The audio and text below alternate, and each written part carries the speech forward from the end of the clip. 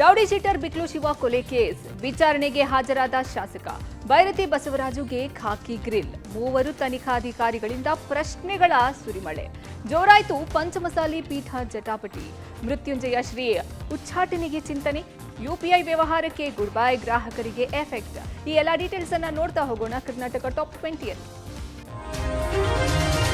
Rowdy sheeter Biklu Shiva ಕೊಲೆ ಪ್ರಕರಣದಲ್ಲಿ 5ನೇ ಆರೋಪಿಯಾಗಿರುವ ಶಾಸಕ ಬೈರತಿ ಬಸವರಾಜ್ ವಿಚಾರಣೆಗೆ ಹಾಜರಾದರು. ನಿನ್ನೆಯಷ್ಟೇ ಕೋರ್ಟ್ ವಿಚಾರಣೆಗೆ ಹಾಜರಾಗುವಂತೆ ಬೆಳಗ್ಗೆ 11:30ಕ್ಕೆ ಡೆಡ್ಲೈನ್ ಕೊಟ್ಟಿತ್ತು. ಆದರೆ 3 ಗಂಟೆ ತಡವಾಗಿ ಬೈರತಿ ಬಸವರಾಜ್ ಭಾರತೀನಗರ ಠಾಣೆಗೆ ಬಂದಿದ್ರು. ಬಂಧನದ ಭೀತಿಯಲ್ಲಿ ಕಳೆದ 2 ದಿನಗಳಿಂದ ಮನೆಯಲ್ಲೂ ಇಲ್ಲದೆ ಅಜ್ಞಾತ ಸ್ಥಳದಲ್ಲಿದ್ದಂತಹ ಆರೋಪಿ ಬೈರತಿ ವಿಚಾರಣೆಗೆ ಹಾಜರಾದರು. ಇನ್ನು ತನಿಖಾಧಿಕಾರಿಗಳ ಮುಂದೆ ವಿಚಾರಣೆಗೆ ಬಂದಂತಹ ಬೈರತಿ ಬಸವರಾಜ್ಗೆ 100ಕ್ಕೂ ಹೆಚ್ಚು ಪ್ರಶ್ನೆಗಳನ್ನ ಕೇಳೋ ಮೂಲಕ ಅಧಿಕಾರಿಗಳು ಗ್ರಿಲ್ ಮಾಡಿದ್ರು. ಕೊಲೆಯಾದ ಬಿಕ್ಲು ಶಿವ ನಿಮಗೆ ಗೊತ್ತಾ? ಬಿಕ್ಲು ಶಿವನ ಕೊಲೆ ವಿಚಾರ ನಿಮಗೆ ಯಾವಾಗ ಗೊತ್ತಾಯ್ತು? ಏವನ್ ಜಗ್ಗನಿಗೂ ನಿಮಗೂ ಏನ್ ಸಂಬಂಧ ಎಂಬೆಲ್ಲ ಪ್ರಶ್ನೆಗಳನ್ನು ಕೇಳಿದ್ರು. ಬೈರತಿ ಬಸವರಾಜ್ಗೆ 3 ತನಿಖಾಧಿಕಾರಿಗಳು ಪ್ರಶ್ನೆಗಳ ಸುರಿಮಳೆಯನ್ನೇ ಸುರಿಸಿದ್ರು. ಭಾರತೀನಗರ ಠಾಣೆ ಮುಂದೆ ಭದ್ರತೆಗಾಗಿ ಹೆಚ್ಚುವರಿ ಕೆಎಸ್ಆರ್ಪಿ ತುಕಡಿಯನ್ನ ನಿಯೋಜನೆ ಮಾಡಲಾಗಿತ್ತು.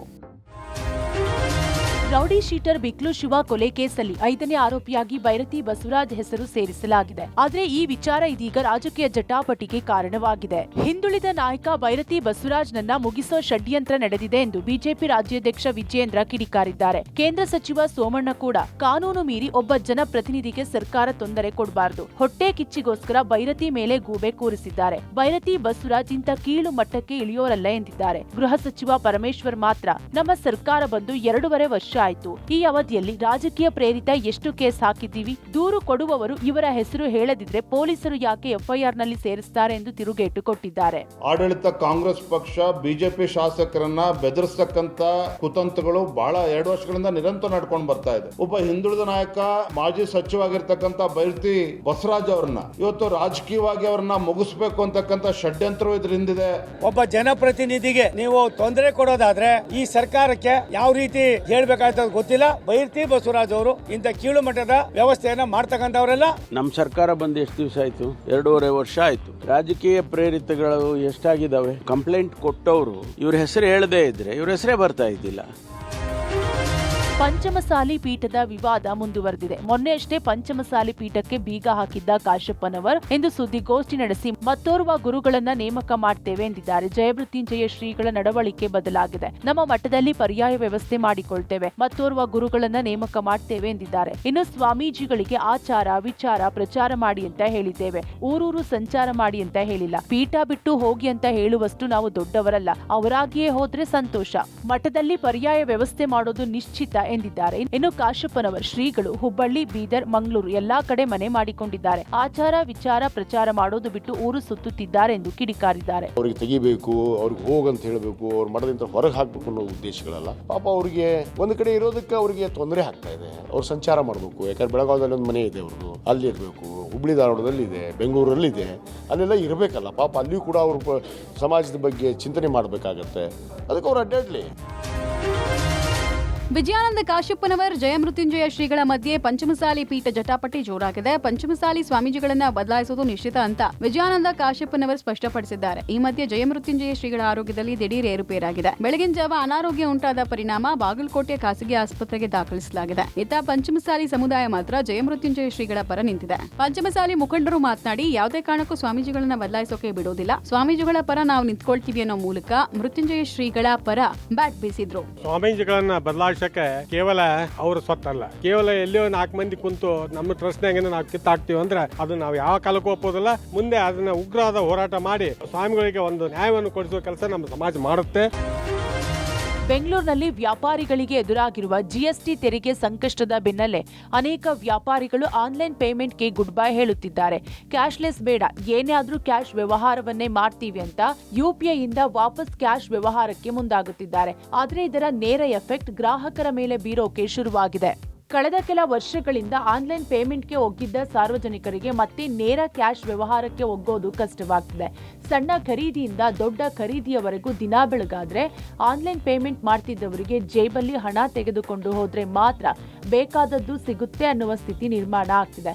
ಇದು ಗ್ರಾಹಕರ ಬೇಸರಕ್ಕೂ ಕಾರಣವಾಗ್ತಿದೆ. ನಿತ್ಯ ಜೇಬಲ್ಲಿ ದುಡ್ಡಿಟ್ಟುಕೊಂಡು ಓಡಾಡೋದು ಹೇಗೆ? ಹಣ ಬೇಕು ಅಂದ್ರೆ ಎಟಿಎಂಗೆ ಹೋಗ್ಬೇಕು. ಇದರಿಂದ ಸಮಯ ಕೂಡ ವ್ಯರ್ಥ ಅಲ್ಲದೆ ಚಿಲ್ಲರೆ ಸಮಸ್ಯೆ ಕೂಡ ಎದುರಾಗುತ್ತಿದೆ. ಸರ್ಕಾರ ಈ ಬಗ್ಗೆ ಸಮಸ್ಯೆ ಬಗೆಹರಿಸಬೇಕು ಎಂದು ಅಸಮಾಧಾನ ಹೊರಹಾಕ್ತಿದ್ದಾರೆ. Sir actually any time cash ಅಂತೂ ಕ್ಯಾರಿ ಮಾಡ್ಕೊಂಡು ಎಲ್ಲ ಹತ್ರ ಹೋಗೋಕ್ಕಾಗಲ್ಲ. ಸೊ UPI ಇರೋದು ಬೆಟರು. ಬಟ್ ಚಿಕ್ಕ ಪುಟ್ಟ ಅಂಗಡಿಗೆ ಟ್ಯಾಕ್ಸ್ ಹಾಕೋದು ಅಷ್ಟೊಂದು ಟ್ಯಾಕ್ಸ್ ಬಂದರೆ ಇದು ಪ್ರಾಬ್ಲಮ್ ಆಗುತ್ತೆ ಸರ್. ATM ಅಲ್ಲಿ ಹೋದ್ರೆ ಬರೀ 500 ರೂಪಾಯಿ ಬರುತ್ತೆ, 100-200 ಬರಲ್ಲ. 500 ರೂಪಾಯಿ ತಂದು ಕೊಟ್ಟರೆ ಇವ್ರ ಹತ್ರ ಚಿಲ್ಲರೆ ಇರಲ್ಲ. ಸಣ್ಣ ಪುಟ್ಟ ವ್ಯಾಪಾರಿಗಳಿಗೆ ಟ್ಯಾಕ್ಸ್ ಕಟ್ಟುವಂತೆ ನೋಟಿಸ್ ನೀಡಿದ ಹಿನ್ನೆಲೆ ಆತಂಕ ಶುರುವಾಗಿದೆ.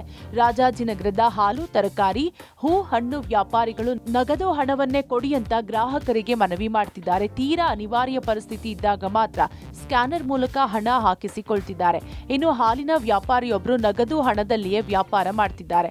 ಇತ್ತ UPI ಸಹವಾಸವೇ ಬೇಡ, ನಗದು ಕೊಟ್ಟು ಸಹಕರಿಸಿ ಅಂತ ವ್ಯಾಪಾರಸ್ಥರು ಮನವಿ ಮಾಡಿದ್ದಾರೆ. ಹೂವು, ಹಣ್ಣು, ಹಾಲು, ಕಾಂಡಿಮೆಂಟ್ಸ್ ವ್ಯಾಪಾರಿಗಳು ಕೂಡ ಅಸಮಾಧಾನ ವ್ಯಕ್ತಪಡಿಸಿದ್ದಾರೆ. ರಾಜಾಜಿನಗರ 19ನೇ ಮುಖ್ಯ ರಸ್ತೆಯಲ್ಲಿ ಕಾಂಡಿಮೆಂಟ್ಸ್ ಅಂಗಡಿ ವ್ಯಾಪಾರಿಯೊಬ್ಬರು ನಮ್ಮಲ್ಲಿ UPI ಬಳಸುವುದಿಲ್ಲ ಎಂಬ ಬೋರ್ಡ್ ಹಾಕಿದ್ದಾರೆ. ನೋಟಿಸ್ ಭೀತಿ ಹಲವು ಸಣ್ಣ ಪುಟ್ಟ ವ್ಯಾಪಾರಿಗಳಿಗೆ ತಟ್ಟಿದ್ದು ಆನ್ಲೈನ್ ಕ್ಯಾಶ್ ಸಹವಾಸವೇ ಬೇಡ, ಕ್ಯಾಶ್ ಕೊಡಿ ಅಂತ ಮನವಿ ಮಾಡ್ತಿದ್ದಾರೆ. ನಾವು ವ್ಯಾಪಾರ ಮಾಡ್ತೀವಿ, ಏನೋ ದೊಡ್ಡ ದೊಡ್ಡ ವ್ಯಾಪಾರಗಳಿಗೆ ನೀವು ಇದು ಮಾಡಿದ್ರೆ ಅದು ಒಂಥರ ಪರವಾಗಿಲ್ಲ. ಟ್ಯಾಕ್ಸ್ ಇದ್ರೆ ನಾವು ದಿನಕ್ಕೆ ಒಂದು 10,000 ರೂಪಾಯಿ ಐಟಮ್ ತರ್ತೀವಿ, ಅದರಲ್ಲಿ ನಮಗೆ ಸಿಗೋದು ಒಂದು 500 ರೂಪಾಯಿ 1000 ರೂಪಾಯಿ ಸಿಗುತ್ತೆ.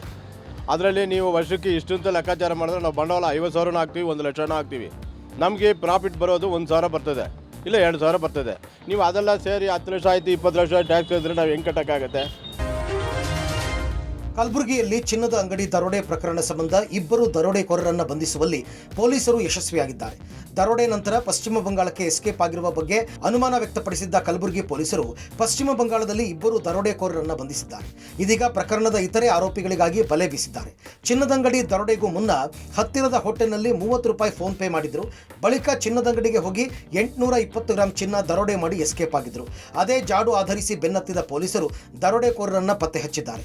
ಕಳೆದ ಜುಲೈ 11ರಂದು ಕಲಬುರಗಿ ನಗರದಲ್ಲಿನ ಚಿನ್ನದ ಅಂಗಡಿಗೆ ಎಂಟ್ರಿ ಕೊಟ್ಟಿದ್ದ 4 ದರೋಡೆಕೋರರು ಮಾಲೀಕನನ್ನ ಬೆದರಿಸಿ 850 ಗ್ರಾಂ ಚಿನ್ನ ಕದ್ದೊಯ್ದಿದ್ದರು. ಬಳಿಕ ಆಟೋ ಮೂಲಕ ಹೈದರಾಬಾದ್ಗೆ ತೆರಳಿ ಅಲ್ಲಿಂದ ಪಶ್ಚಿಮ ಬಂಗಾಳಕ್ಕೆ ಪರಾರಿಯಾಗಿದ್ದ ಬಗ್ಗೆ ಪೊಲೀಸರು ಅನುಮಾನ ವ್ಯಕ್ತಪಡಿಸಿದರು. ಕಳೆದ ಕೆಲ ತಿಂಗಳಿಂದ ರಾಜ್ಯದ ಹಲವೆಡೆ ಕಿಡಿಗೇಡಿಗಳಿಂದ ಹುಸಿ ಬಾಂಬ್ ಬೆದರಿಕೆಯ ಇಮೇಲ್ಗಳು ಬರುತ್ತಲೇ ಇವೆ. ನಿನ್ನೆಯಷ್ಟೇ ಬೆಂಗಳೂರಿನ 40 ಶಾಲೆಗಳಿಗೆ ಇಮೇಲ್ ಮೂಲಕ ಬೆದರಿಕೆ ಸಂದೇಶ ಬಂದಿತ್ತು. ಇದರ ಬೆನ್ನಲ್ಲೇ ಬೀದರ್ನ ಗುರುದ್ವಾರ ಅಮೃತಕುಂಡ ಯಾತ್ರಿಕ ನಿವಾಸದಲ್ಲಿ ಸ್ಫೋಟ ಆಗುತ್ತೆ ಅಂತ ಕಿಡಿಗೇಡಿಗಳು ಬಾಂಬ್ ಬೆದರಿಕೆ ಇಮೇಲ್ ಸಂದೇಶ ಬಂದಿದೆ. ವಕೀಲ ಅಲೀಂ ಅಲ್ ಬುಖಾರಿ ಎಂಬ ವ್ಯಕ್ತಿಯಿಂದ ಗುರುದ್ವಾರಕ್ಕೆ ಬೆದರಿಕೆ ಇಮೇಲ್ ಕಳುಹಿಸಲಾಗಿದೆ. ಮೇಲ್ ಬಂದಿರುವ ಕುರಿತು ಪೊಲೀಸ್ ಇಲಾಖೆಗೆ ಗುರುದ್ವಾರ ಆಡಳಿತ ಮಂಡಳಿ ಮಾಹಿತಿ ನೀಡಿದೆ. ಸುದ್ದಿ ತಿಳಿತಾ ಇದ್ದಂತೆ SP, DYSP, ಸರ್ಕಲ್ ಇನ್ಸ್ಪೆಕ್ಟರ್ ಸೇರಿ 30ಕ್ಕೂ ಹೆಚ್ಚು ಪೊಲೀಸರು ಬಾಂಬ್ ನಿಷ್ಕ್ರಿಯ ದಳ ಪರಿಶೀಲನೆ ಮಾಡಿದೆ. ಸದ್ಯ ಯಾವುದೇ ರೀತಿಯ ಸ್ಫೋಟಕ ಪದಾರ್ಥಗಳು ಪತ್ತೆಯಾಗಿಲ್ಲ. ಇನ್ನು ತಮಿಳುನಾಡಿನ ಡ್ರಗ್ಸ್ ಸ್ಮಗ್ಲರ್ ಜಾಫರ್ ಸಾದಿಕ್ ಕೃತಿಗಾ ಉದಯನಿಧಿ ಹೆಸರನ್ನ ಬಾಂಬ್ ಇಮೇಲ್ನಲ್ಲಿ ಉಲ್ಲೇಖಿಸಲಾಗಿದೆ. ರಾಜಧಾನಿ ಬೆಂಗಳೂರು ಟ್ರಾಫಿಕ್ ಸಿಟಿ ಎಂಬ ಕುಖ್ಯಾತಿಯನ್ನ ಪಡೆದಿದೆ.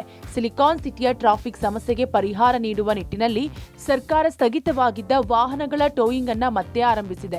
ಬೆಂಗಳೂರಿನಲ್ಲಿ 2022ರಿಂದ ಸ್ಥಗಿತಗೊಂಡಿದ್ದ ವಾಹನಗಳ ಟೋಯಿಂಗ್ ಅನ್ನ ಮತ್ತೆ ಆರಂಭಿಸುವುದಾಗಿ ಗೃಹ ಸಚಿವ ಜಿ ಪರಮೇಶ್ವರ್ ಘೋಷಿಸಿದ್ದಾರೆ. ನಗರದಲ್ಲಿ ಎಲ್ಲೆಂದರಲ್ಲಿ 2 ಕಡೆಯೂ ಪಾರ್ಕಿಂಗ್ ಮಾಡುತ್ತಿದ್ದಾರೆ. ಇದರಿಂದ ವಾಹನ ಸಂಚಾರಕ್ಕೆ ಸಮಸ್ಯೆಯಾಗುತ್ತಿದೆ. ಇದಕ್ಕೆ ಕಡಿವಾಣ ಹಾಕಬೇಕಿದೆ. ಟೋಯಿಂಗ್ ವ್ಯವಸ್ಥೆಯನ್ನ ಮತ್ತೆ ಆರಂಭಿಸಲಾಗುವುದು. ಟೋಯಿಂಗ್ ಮಾಡಲು ಈ ಸಲ ಕಾಂಟ್ರಾಕ್ಟ್ ಕೊಡದೆ ಇಲಾಖೆಯ ಸಿಬ್ಬಂದಿ ಮತ್ತು ಬಿಬಿಎಂಪಿ ವಾಹನಗಳನ್ನು ಬಳಸಿಕೊಳ್ಳಲಾಗುವುದು ಎಂದಿದ್ದಾರೆ. ಇನ್ನು ಬಿಬಿಎಂಪಿ ಕಮಿಷನರ್ ಕೂಡ ಬಿಬಿಎಂಪಿಯಿಂದ 10 ವಾಹನಗಳನ್ನ ಟೋಯಿಂಗ್ಗೆ ಕೊಡುತ್ತೇವೆ ಎಂದಿದ್ದಾರೆ. ನಾವು ರಸ್ತೆ ಮಾಡಿರೋದು ನಿಮಗೆ ವೆಹಿಕಲ್ ನಿಲ್ಸೋದಕ್ಕಲ್ಲ, ಸುಲಭನಾಗಿ ಓಡಾಡಬೇಕು ಅಂತ ಹೇಳಿ ನಾವು ರಸ್ತೆ ಮಾಡಿದ್ದೇವೆ. ಸಾವಿರಾರು ಕೋಟಿ ರೂಪಾಯಿ ಖರ್ಚು ಮಾಡಿ. ಎಲ್ಲಿಯಾದ್ರೂ ನೋಡಿ 2 ಕಡೆ ವೆಹಿಕಲ್ಸ್ ನಿಲ್ಸಿರ್ತಾರೆ, ಮಧ್ಯದಲ್ಲಿ ಹೋಗೋದಕ್ಕೆ ಒಂದಿಷ್ಟೇ ಜಾಗ ಇರುತ್ತೆ. ಮತ್ತೆ ಟೋಯಿಂಗ್ ಸಿಸ್ಟಮ್ ಅನ್ನ ವಾಪಸ್ ತರ್ತಾ ಇದ್ದೇವೆ. ಈ ಬಾರಿ ನಾವು ಕಾಂಟ್ರಾಕ್ಟ್ ಕೊಡೋದಿಲ್ಲ, ನಮ್ಮ ಇಲಾಖೆಯವರೇನೆ ಅದನ್ನ ನಡೆಸ್ತಾರೆ. ಕಾರ್ಪೊರೇಷನ್ ಕೂಡ ನಾವು ವೆಹಿಕಲ್ಸ್ ಅನ್ನ ಕೊಡ್ತೇವೆ ಅಂತಕ್ಕಂಥ ಮಾತನ್ನ ಮಹೇಶ್ವರ ರಾವ್ ಹೇಳಿದ್ರು. ಮೊದಲು ಟೋಯಿಂಗ್ ವೆಹಿಕಲ್ಸ್ ಇರಲಿಲ್ಲ, ಅದಕ್ಕೋಸ್ಕರ ಟೋಯಿಂಗ್ ಪ್ರೈವೇಟ್ ಏಜೆನ್ಸಿಯಿಂದ ಬೇಡ ಅಂತ ಹೇಳಿ ನಾವು ಬಿಬಿಎಂಪಿ ಕಡೆಯಿಂದ ಸಹ ಪ್ರೊವೈಡ್ ಮಾಡಿದ್ರೆ ಸಾಕಷ್ಟು ಅನಾಮತ್ ಗಾಡಿಗಳೆಲ್ಲ ಇದೆ ರೋಡ್ನಲ್ಲಿ, ಅದೆಲ್ಲ ಸಹ ತೆಗಿಸ್ಲಿಕ್ಕೆ ವ್ಯವಸ್ಥೆ ಆಗಬೇಕು. ಹಾಗೆ ಕಮಿಷನರ್ ಅವರು ಏನು ರಿಕ್ವೆಸ್ಟ್ ಮಾಡ್ತಾರೆ ಖಂಡಿತ ಬಿಬಿಎಂಪಿ ಕಡೆಯಿಂದ ನಾವು ಸಪೋರ್ಟ್ ಮಾಡ್ತೀವಿ.